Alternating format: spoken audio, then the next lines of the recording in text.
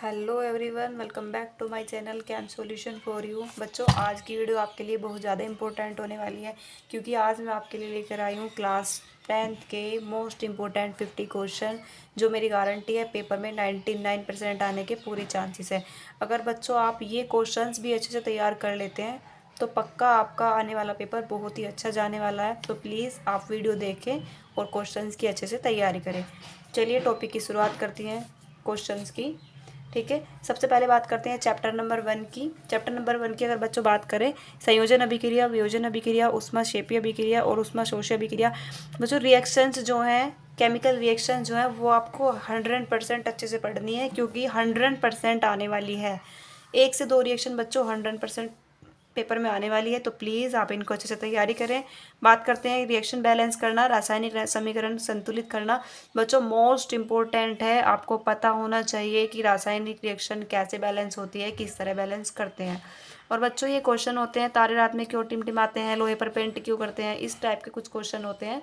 आप इनको क्वेश्चनों को अच्छे से पढ़ लीजिएगा, इसमें से एक क्वेश्चन पेपर में आ ही सकता है।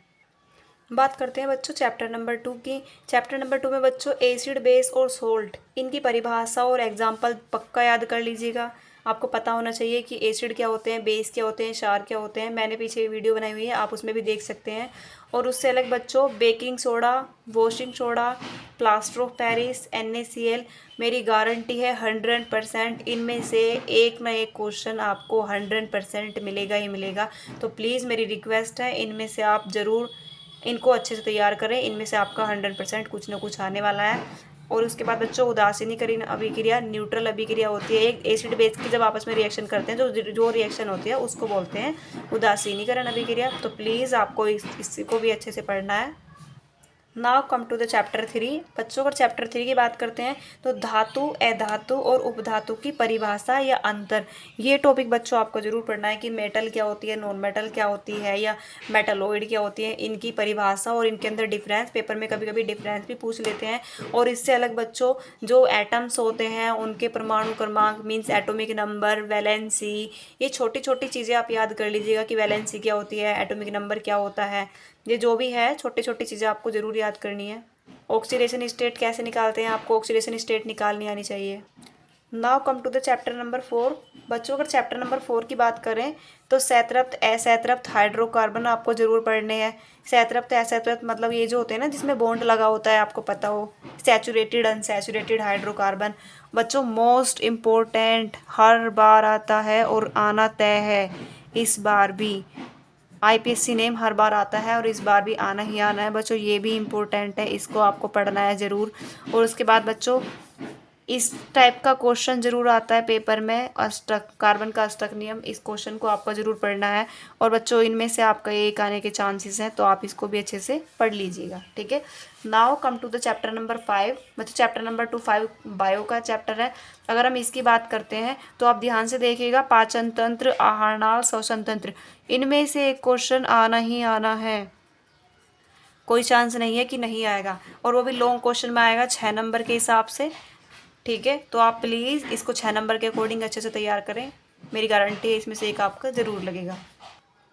और बात करते हैं बच्चों उत्सर्जन तंत्र और मनुष्य का हृदय, इनमें से बच्चों आपके एक क्वेश्चन आने की चांसेस है। इनमें से तो लगना है, लेकिन अगर चांसेस है कि इनमें से भी आ सकता है।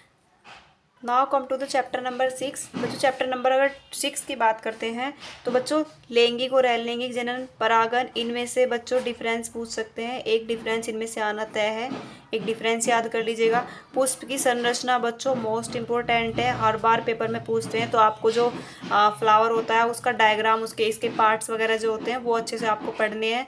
और बच्चों DNA RNA में अंतर या DNA RNA, ये मोस्ट इंपॉर्टेंट क्वेश्चन है, आपको ये जरूर पढ़ना है। ठीक है बच्चों, और इसको भी आप पढ़ लीजिएगा। ये भी सारे क्वेश्चन सारे इंपॉर्टेंट ही लिए गए, लेकिन जो मोस्ट इंपॉर्टेंट है, जो हर बार आते हैं और इस बार भी आएंगे, तो प्लीज़ वो क्वेश्चन आप जरूर अच्छे से पढ़ लीजिएगा।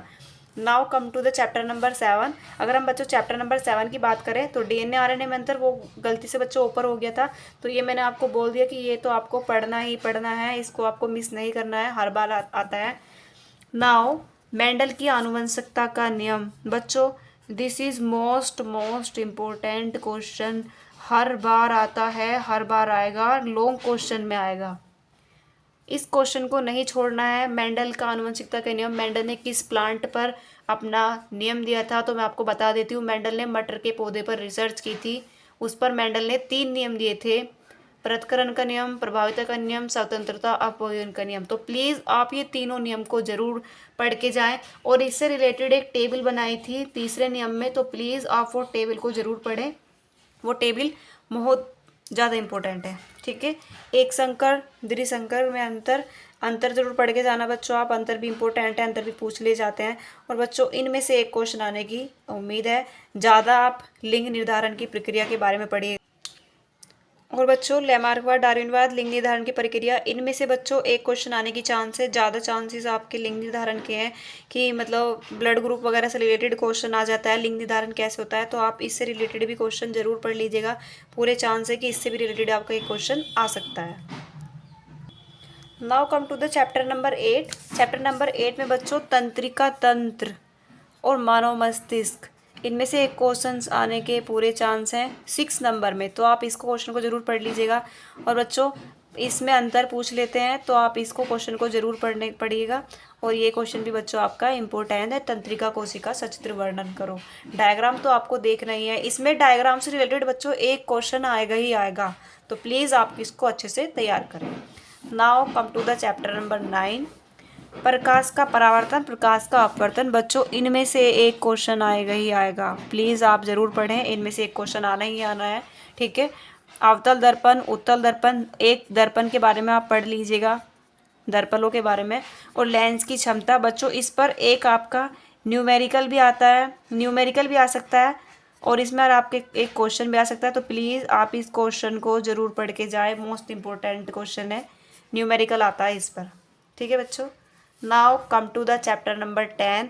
चैप्टर नंबर 10 बच्चों मोस्ट इम्पोर्टेंट, तीनों में से एक आएगा ही आएगा, लॉन्ग क्वेश्चन, 6 नंबर में एक क्वेश्चन आना ही आना है, प्लीज़ आप इसको ज़रूर पढ़ें, 6 नंबर में एक क्वेश्चन आएगा ही आएगा। निकट दृष्टि दोष, दूर दृष्टि दोष, मानव नेत्र, मानव नेत्र में आप छोटा छोटा पढ़ लीजिएगा कि नेत्र मतलब नेत्र क्या होते हैं, रेटिना क्या होती है, ये छोटी छोटी चीज़ें होती हैं ना जो हमारी आंखों से रिलेटेड होती है, वो छोटी छोटी चीज़ें सारी पढ़ लीजिएगा। उससे रिलेटेड पूछ सकते हैं, इनसे रिलेटेड कुछ भी अंदर से पूछ लेंगे, या फिर इनमें से तो आपका एक लॉन्ग क्वेश्चन आना तय है।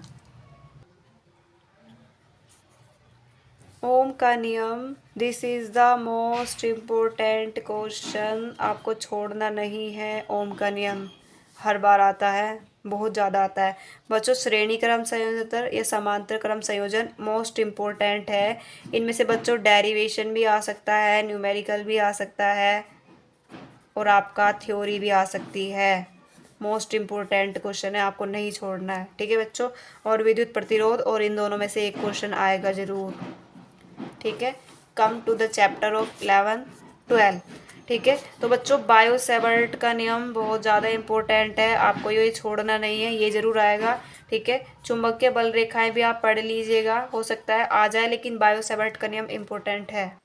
बच्चों आपको मैंने पहले ही वीडियो में कहा है कि ये सारे क्वेश्चन मोस्ट इम्पोर्टेंट है, आप ऐसा मत समझिएगा कि सभी पर मैं इम्पोर्टेंट लगा रही हूँ तो मैं क्या ही इम्पोर्टेंट बता रही हूँ। ये सारे क्वेश्चन बच्चों पूरी बुक में से छांट कर लिखे गए हैं जो कि मोस्ट इम्पोर्टेंट है। अगर आप इनको भी पढ़ते हैं तो आपकी 90% तैयारी 100 हो ही गई, ये समझ लीजिए आप। ठीक है, फ्लेमिंग के दाएँ हाथ का और बाएँ हाथ का नियम बच्चों मोस्ट इम्पोर्टेंट है, प्लीज़ आप इसको क्वेश्चन को ना छोड़ें, मोस्ट इम्पोर्टेंट है।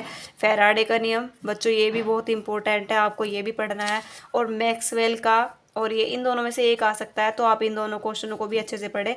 लेकिन जो मैं इंपॉर्टेंट लगा रही हूँ, मोस्ट इंपॉर्टेंट लगा रही हूँ बच्चों, वो तो आपको किसी भी हाल में छोड़ना ही नहीं है। चैप्टर नंबर 3 की बात करें तो बच्चों ओजोन, इन पढ़ लीजिएगा, इनमें से एक क्वेश्चन आ सकता है आपका, डायरेक्टली नहीं आएगा लेकिन आएगा ज़रूर एक क्वेश्चन। ओजोन का मतलब ओजोन की परत की हानि किस तरह हुई है, या ऊर्जा के स्रोत क्या क्या होते हैं। ज़्यादा हार्ड क्वेश्चन नहीं पड़ेगा, आप एक बार पढ़ेंगे आपको समझ में आएगी कि ऊर्जा के स्रोत क्या क्या होते हैं एटसेट्रा। ओके, आई होप बच्चों आपको ये सभी क्वेश्चन और ये वीडियो अच्छे से समझ में आई होगी। अगर आपको हमारी वीडियो अच्छी लगती है तो प्लीज़ हमारे चैनल को लाइक करें, शेयर करें, सब्सक्राइब करें। हम आपके लिए बहुत मेहनत करते हैं, तो प्लीज़ सब्सक्राइब करें। Thank you.